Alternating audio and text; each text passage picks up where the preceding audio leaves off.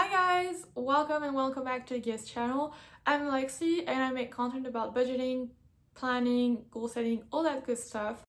And I do it from kind of a different perspective from most people because I was diagnosed with MS, multiple sclerosis, a few years ago, and so I kind of want to share how you can sort of plan your life and your career and all of that around a chronic and unpredictable illness.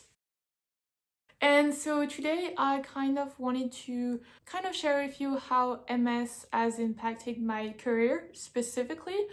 Because obviously I'm pretty young. I was 24 when I was diagnosed with MS, so I barely even started my career. I had only been working for less than a year at that point after I graduated when I was diagnosed. So it was very, very early on, and my career was definitely work and my career was definitely the area that was the most impacted by my illness and the symptoms that were associated with it. So I thought that, it would be interesting for me to kind of share all of that and share how it's impacted my career basically.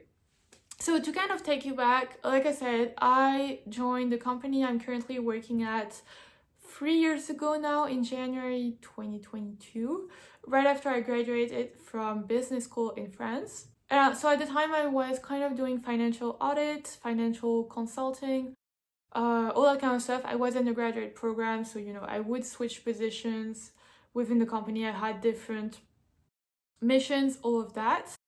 And not even a year after I had joined, unfortunately, I started having eyesight issues. And so when I went to the ophthalmologist, they told me that nothing was wrong with my eyes per se, but that my optic nerves were inflamed. And when they did an MRI, it turned out to be because of multiple sclerosis. And so I was diagnosed pretty quickly. But my first symptoms were pretty severe, and they really did impact my work immediately.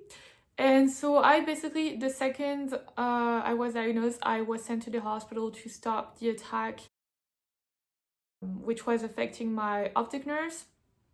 And so, I kind of took some weeks off work to recover, because you get an attack from an illness like that, you're typically very tired. I also had like tingles and stuff all over my hands and feet, which was something I never experienced before. It was all new to me, all very scary. I didn't know how things were gonna go.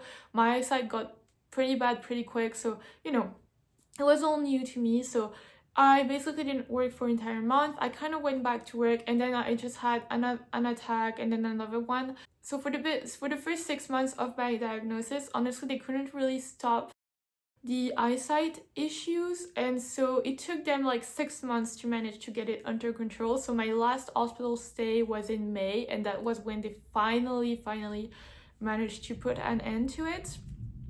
And so basically in those 6 months I didn't really work much. Even when I was working, honestly, I was just constantly thinking about my illness, my disability, what was gonna happen, etc. So it was a time where work wasn't a focus at all. And thankfully I live in France, so I had paid medical leave. I didn't have to worry about the financial side of that. I was just purely focused on my health. And so then when I finally kind of came back to work, it was time for the summer vacation. So nothing much going on there until I went back in September 2023. And so by that point, I like I said, I was working in finance, so I worked on Excel every single day. And with my eyesight issues, it wasn't possible.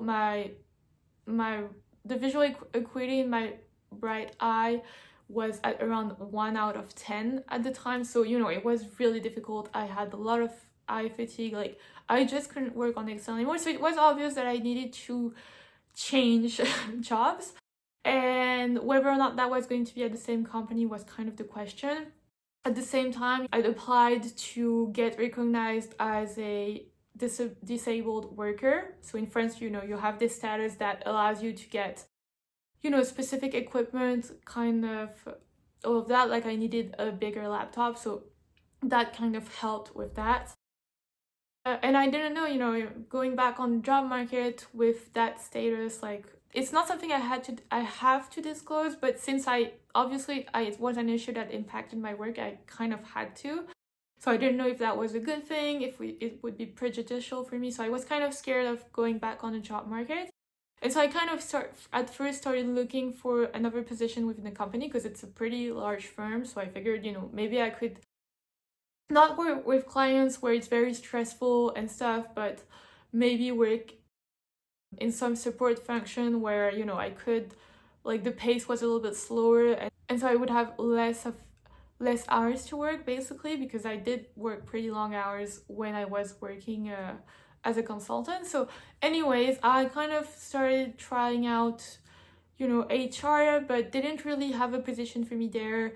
They took me in because they were asked to, but didn't really have any positions open, so that didn't really work out. And so by January 2024, I was kind of convinced that I had to go and leave. And then just kind of right at that time, the marketing manager for the consulting department I was working in before being diagnosed with MS, left.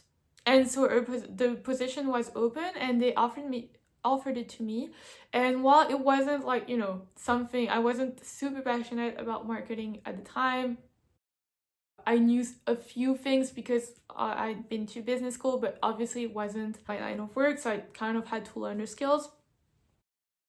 But I figured, why not? The team was super nice. Like, all of my superiors in that department were just very, very nice to me. I'm super grateful that my diagnosis happened at the time that it did, in the company that it did, because honestly, I couldn't have been more supported by the hierarchy, I feel. So I was very pleased with it. I figured, well, okay, I'll try it out for a few months, and if it doesn't work out, then it doesn't work out. They find someone else, I leave.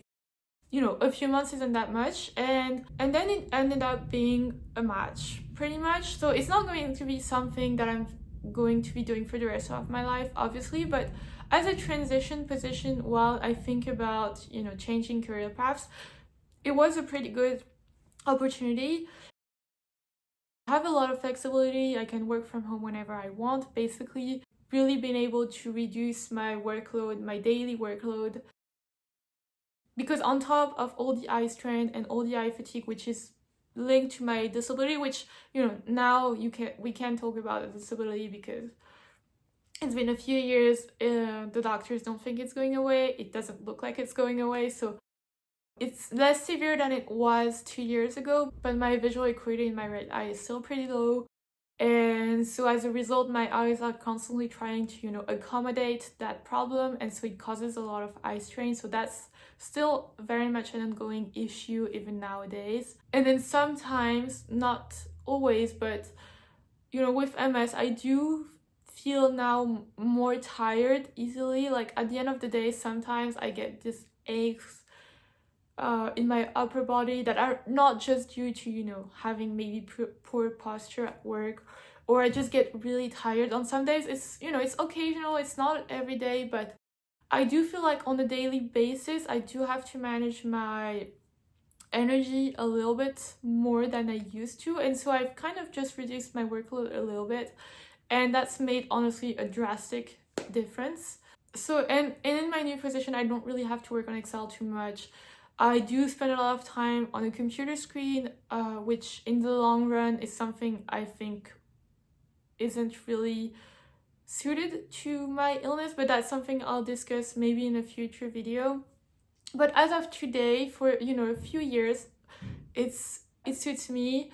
I would say, like, kind of as a wrap up, that the biggest impact that MS has had on my career is, one, I had to change careers because I couldn't work on Excel anymore, and honestly I probably won't be able to keep working on computer screens for the rest of my life because of my disability. Not really because of MS in itself, but because of the consequences of having MS for me, which was having damage to my optic nerves. So that's one thing. But also, I think even if I didn't have the eye issues, I think that just because of the fatigue and I've been told that stress and tiredness do play a part in attacks and how you feel overall with MS.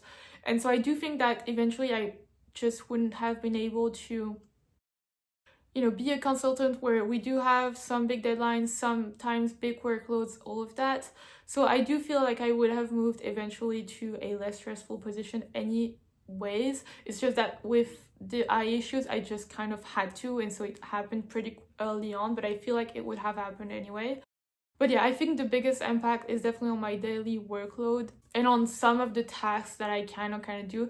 Definitely, like if I were asked to read a 60-page PDF on the screen today, I would absolutely not do it. So, I'm still obviously impacted to this day by my disability and my illness, but I feel like I found a good balance for now. And like I said, it's probably going to change in the long run, but I am going to make a separate video on that where I kind of discuss how it's going to keep impacting my career. And so if you're interested in that, then do subscribe and stay tuned, and I will see you guys in my next video. Bye!